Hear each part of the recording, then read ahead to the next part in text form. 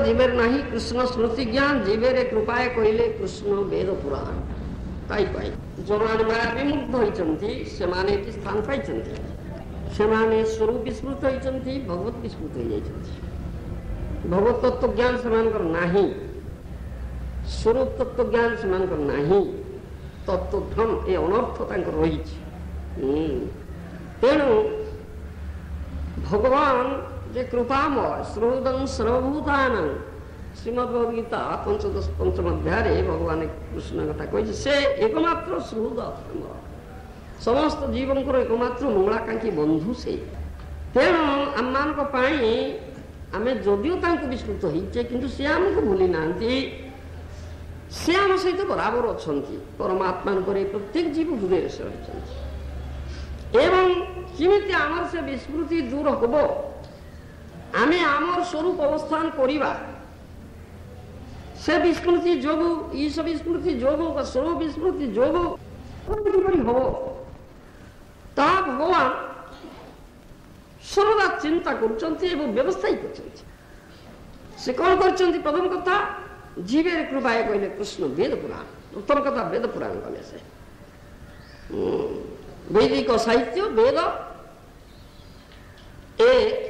भगवत प्रणीत विशेषकर कलिजुग श्री व्यासदेव भगवान अवतार व्यासावतार से प्रणयन कर वेद वैदिक साहित्य मान प्रणयन कर सर्व वेद वेदांत सार श्रीमद भागवत व्यासदेव सर्वश्रेष्ठ अवदान ये भगवान कृपार अवदान भगवान कृपामय आमके उपदेश दौरान से आमके उपदेश दौरान भगवान जदिओ सृष्टि स्थिति प्रलय क्रिया करुचंती तथापि से संपृक्त नहति से कथा कही भागवत कही बहुत गीता कही एवं जे भगवान भक्त स्वरूप तो जीवर स्वरूप है कृष्ण नित्यदास स्वरूप तो जीव भक्त किंतु ता विस्मृत होइछि स्वरूपावस्थान माने भक्ति स्थिति रहिबा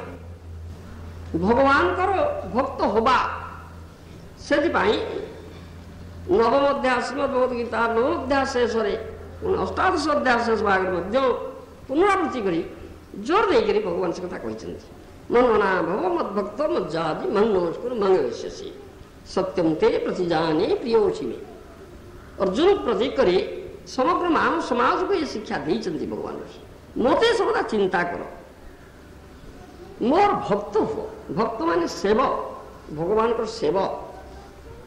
भगवान को सेवा होची हमर धंदा भगवान हमर नित्य सेव्य वस्तु आमे तांको नित्य सेवक भक्त हमर इगोटी धंदा भगवान को सेवा से मोर भक्त हो मोर सेवक हो मोर जाजी मोर आराधना कर मान नमस्कार मते नमस्कार ताहले तुम्हें निश्चित भाव मो पाक आसब ये सत्य कथा हम कहूँ भगवान को गुह्यतम उपदेश श्रीमद्भगवद्गीता भगवान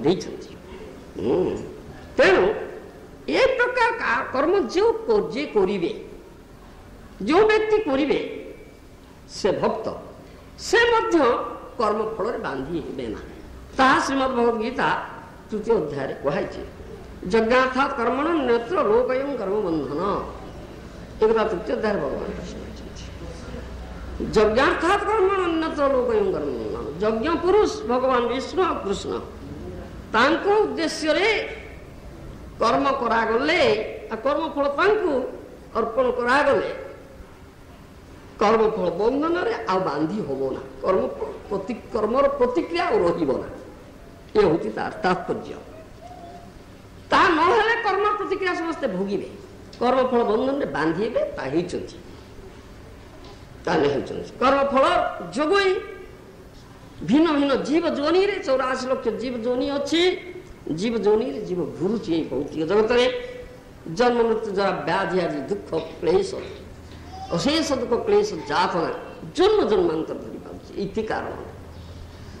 ये कर्म बंधन ये कर्म बंधन किपरि मुक्त हबो तार उपदेशता भगवान कृष्ण दौचंती से उपदेश भगवान कृष्ण दौरान श्रीमद भागवत दौरान गीता तार एकमात्र ही उपाय से देले यज्ञार्थात कर्मणो अन्यत्र लोकयं कर्मबन्धनम्। यज्ञ पुरुष भगवान विष्णु कृष्ण निमित्त ही तुम कर्मटा हो ताहले कर्म बंधन रे बांधी हो ना नहले कर्म बंधन रे बांधी हो तेरे भगवान कृष्ण विष्णु को निमित्त जो कर्म करा जीवो से किमती कई कर्म कौन कर्म ता एक प्रश्न से प्रश्न समाधान हवाई उचित से शिक्षा श्रीमद् भगवद गीता रे भगवान देइचंती अर्जुन को प्रतीक करी शिक्षा दौरान ता समग्र मानव समाज प्रति शिक्षा ये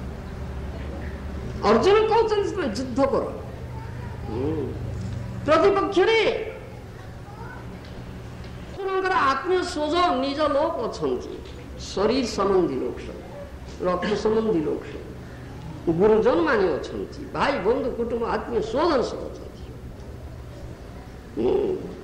भगवान कृष्ण उपदेश होची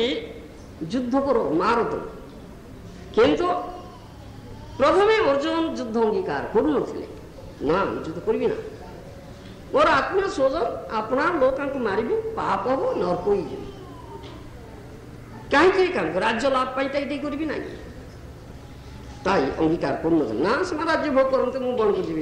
सन्यासी ये प्रथम अध्याय वर्णित अच्छी विषाद जो अंगीकार करू